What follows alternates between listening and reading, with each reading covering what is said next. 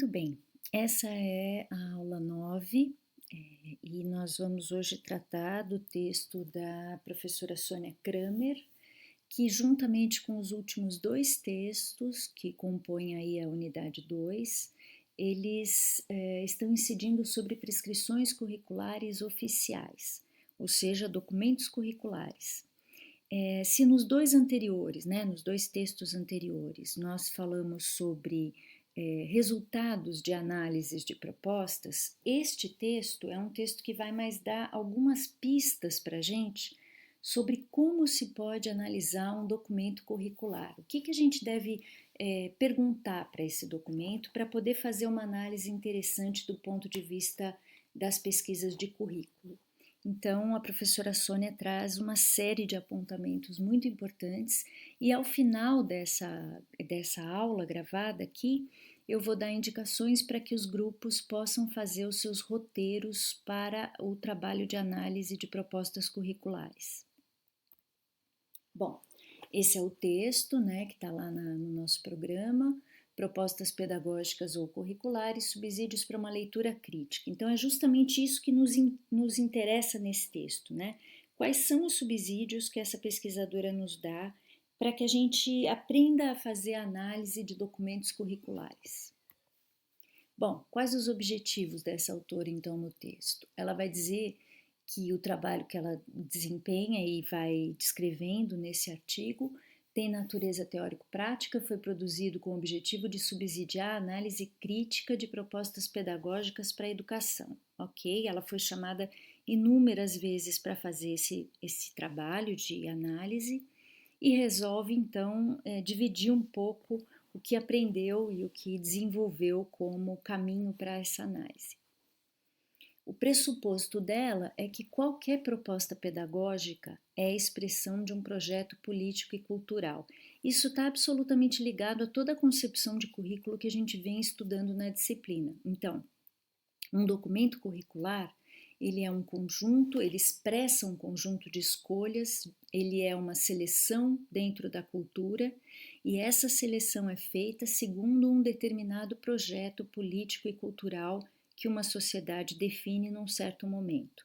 Ou, mais claramente dizendo, que os grupos dominantes numa sociedade definem como sendo o caminho para a construção, então, desse projeto político e cultural.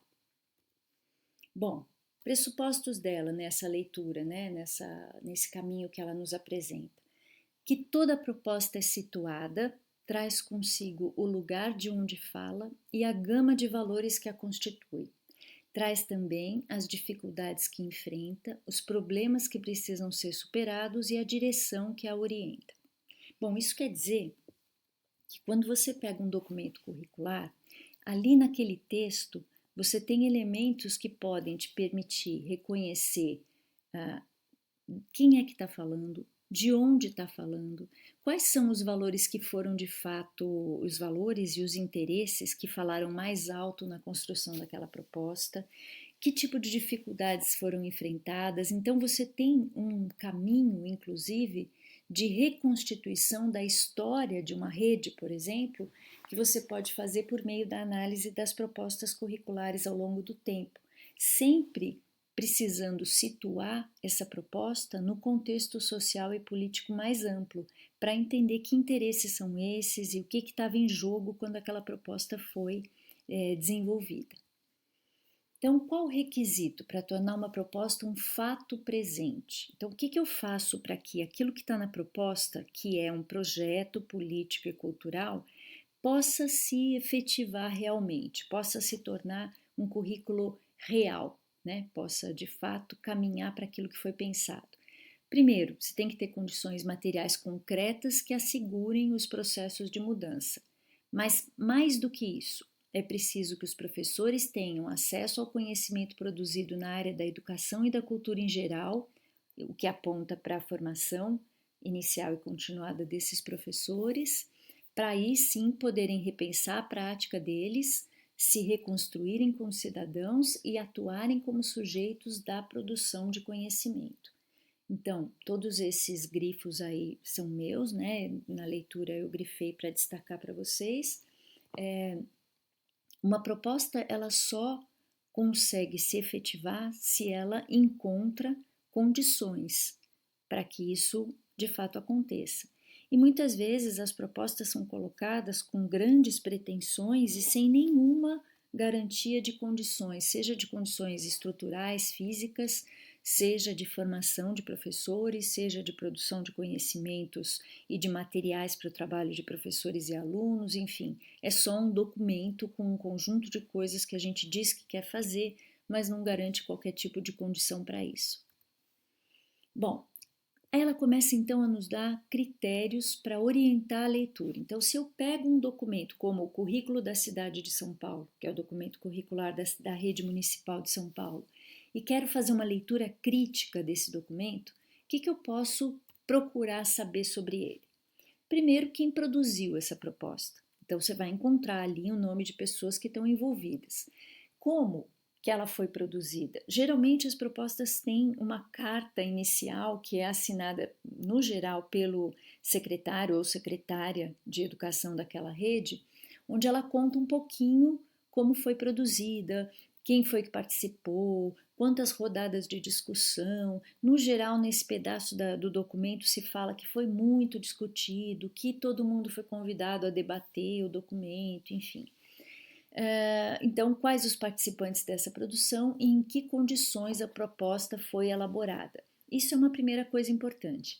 Daí você pode tirar, por exemplo, quem são os assessores que vão fazer parte dessa construção. Muitas vezes as redes chamam professores das universidades, muitas vezes são técnicos ou profissionais ligados a organizações sociais. Então, esse mapeamento de quem produziu a proposta ou quem esteve junto nessa produção pode dar muitas informações importantes para a gente fazer uma leitura crítica do documento. Como são articuladas as áreas do conhecimento no interior das propostas pedagógicas? Encontram significado no cotidiano escolar? Então, você pode articular as áreas de conhecimento de uma forma mais integrada, ou você pode fazer com que as áreas de conhecimento sejam bem separadas umas das outras dentro das propostas. Você pode ter documentos que vão o tempo todo valorizar a busca pela construção de significado para os conhecimentos ensinados na escola, ou seja, que vão valorizar a articulação do que a escola apresenta com aquilo que os alunos sabem sobre o mundo.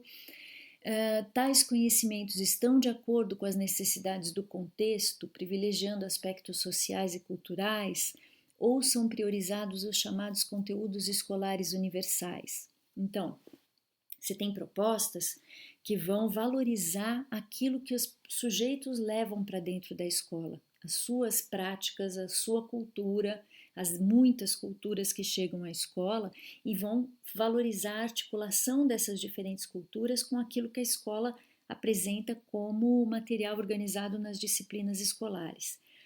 Outras propostas vão ignorar qualquer coisa que seja diferente da cultura escolar ou diferente dos conteúdos escolares universais e essas propostas vão tomar esses conteúdos escolares como se fossem elementos indiscutíveis ou elementos que estejam acima de qualquer suspeita. Não vão colocar em xeque nada e nem vão dizer que isso deve ser considerado na prática escolar. Simplesmente devem ser reproduzidos. Então, a maneira como a proposta se relaciona com os conteúdos escolares e o que ela considera como conhecimentos válidos para comporem esse processo do ensino, está ali expresso na proposta e pode ser elemento de análise crítica muito importante. Para quem que o texto da proposta em questão se dirige? Tem propostas que falam como se estivessem conversando com professores. O texto se dirige aos professores, outras se dirigem às escolas, outras parece que estão falando com as crianças mesmo, ou até com as famílias, outras com a equipe gestora da escola. Então, esse é um elemento importante. Quem é o interlocutor para o qual essa proposta parece estar falando? Qual a direção, o sentido, o objetivo, o para quê da proposta em análise? Então, na proposta, mesmo que não esteja explicitamente expresso, você tem ali um sentido, uma ideia de para que serve escola, para que serve conhecimento, para que afinal a gente está escrevendo essa proposta, o que, que se pretende com isso? Essa é uma pergunta importante para fazer para o texto. Tem compromisso na proposta com a democratização do acesso? Então, na proposta tem alguma indicação, por exemplo, tem propostas que fazem levantamentos do acesso naquela rede e fazem indicações do que é que tem que ser melhorado do ponto de vista do acesso para garantir a democratização da escola. Outras absolutamente não fazem qualquer referência a isso. Então, é importante saber se as propostas consideram isso como algo a ser feito, né, ampliar o acesso, e também como é que a rede expressa na proposta a maneira como ela concebe isso, o que ela considera que seja o jeito certo de expandir o acesso à educação. Vejam que são muitos elementos que dão conta de mostrar como a proposta é um conjunto de escolhas políticas. Os fundamentos teóricos da proposta curricular são explicitados? Tem proposta que cita inclusive autores, então se vai falar de aprendizagem, vai dizer com que autor está conversando, se vai falar da formação dos professores, vai falar com que autor está conversando, vai justificar e vai apresentar qual concepção de currículo que está trabalhando. Então, tem proposta que é explícita nisso e traz as referências explícitas. Tem outras que você percebe que tem um embasamento teórico, fundamenta suas ideias em determinadas teorias, mas não fazem qualquer citação. E outras ainda que não fazem nada, simplesmente repetem documentos legais, pegam textos da lei, colam e simplesmente não fazem qualquer tipo de referência a fundamentos teóricos. Então, dá para perguntar para o texto, por exemplo, qual concepção que está ali nas entrelinhas, ou então está explícita, de infância, de homem, de educação, de conhecimento, de cultura, que embasa aquele texto. O texto trabalha com ideias de infância, homem, humanidade, educação, conhecimento, cultura, currículo, né? É importante olhar para o texto e tentar identificar essas concepções e identificar se existe explicitamente um fundamento teórico aliado a isso ou se o documento simplesmente não faz qualquer menção. Que valores permeiam a proposta? Então, tem propostas que vão se voltar mais para a ordem e para a obediência. Claro que se você pegasse propostas mais antigas, né, se você pegasse propostas do nosso período aqui da ditadura militar, você teria propostas mais afinadas com essa perspectiva de ordem e obediência, na sua maioria, né? Outras podem estar voltadas para autonomia e cooperação, outras vão estar valorizando mais a ideia de respeito e manutenção das diferenças, outras vão estar claramente falando mesmo de mudar, de enfrentar as desigualdades sociais. Então, esses valores, eles estão ali no texto, nem sempre explicitamente expressos, mas se você lê o texto, você começa a perceber quais são os valores que de fato são considerados de maior peso na formação que a gente pretende estar explicitando ali naquela proposta. Qual que é a concepção de proposta pedagógica ou de currículo presente na proposta em análise? Isso é muito importante. Você tem algumas propostas curriculares que falam de currículo como sendo apenas o documento curricular, a própria proposta. Outras vão falar de currículo considerando que currículo é muito mais do que o documento curricular. Ele é, inclusive, o conjunto de escolhas que o professor faz na sala de aula. Se você trabalha com uma perspectiva como essa, que considera a complexidade do currículo, você está colocando aí para o professor um outro papel. Ele é construtor do currículo. Quando o currículo é considerado só o documento, o professor é um aplicador, é aquele cara que tem que fazer a coisa funcionar. É uma perspectiva mais técnica em relação a quem é o professor e o que ele tem que fazer. Então é importante tentar identificar qual concepção de currículo está presente na proposta. Que estratégias são buscadas como meio de assegurar as condições necessárias, mas não existentes? Então, tem proposta que mostra, que faz um diagnóstico da situação da rede, diz o que é que tem que ser, os caminhos que tem que ser encontrados para resolver e, enfim, tornar possível o desenvolvimento do currículo e, inclusive, mostra por onde vai tentar assegurar isso. Outras não fazem nem o diagnóstico e sequer vão indicar também qualquer caminho para garantir condições necessárias. Isso é muito importante também de verificar num documento. Outra coisa também, dá para você buscar, assim como aqueles outros valores todos que a gente falou antes, de infância, conhecimento, cultura, tal, também dá para a gente perceber qual é o modelo de homem, de cidadão ou cidadã, de sociedade que é subjacente ao texto. Tudo isso, esses modelos, esses valores, essas ênfases, elas vão indicando qual é o projeto político e cultural que aquela proposta expressa. É para isso que a gente faz uma leitura crítica de um documento como esse. Então, para construir uma proposta, ela vai dizer assim que o pressuposto dela é que uma proposta pedagógica é construída no caminho, no caminhar. Não é, pois, implantada, mas plantada, enraizando-se, ramificando-se, enfrentando problemas de diversos tipos. Para tanto, uma proposta precisa. Então, vejam só, primeiro vamos, antes até de ver o que ela precisa, ela está dizendo que proposta não é só o documento. A proposta pedagógica, ela se constrói no caminho. Então, essa é uma autora que está falando de uma concepção de currículo que vai além do currículo entendido só como documento. Ela está muito mais próxima de uma perspectiva complexa de pensar no currículo como um processo, e ele é construído no caminho por todas as escolhas que as pessoas vão fazendo para enraizar essa proposta na rede, na escola, enfim, né, por todas as ações dos sujeitos envolvidos. Para que uma proposta possa ser construída, a primeira coisa que a gente precisa saber é a situação, um diagnóstico mesmo, né, da situação como ela se apresenta naquela rede. Digamos que eu vou fazer uma proposta para uma rede. Eu preciso saber qual é a situação daquela rede. O primeiro passo é ter um diagnóstico muito claro de qual é a situação daquela rede, quais são as fragilidades, quais são as potencialidades, as lacunas, o que é que eu tenho que procurar garantir, por onde eu posso encaminhar o caminho ou as escolhas para que aquilo que eu considero de valor realmente possa acontecer. Então, primeira coisa, um diagnóstico da situação. Fazer um balanço do que existe, do que falta e dos problemas a serem solucionados. Nós estamos falando aqui de um caminho para a construção de uma proposta pedagógica por uma rede, por exemplo. Uma rede municipal, uma rede estadual, uma rede privada. Tem que começar com esse balanço. Eu tenho que saber o que eu já tenho, o que me falta e o que é que eu tenho de problemas para resolver.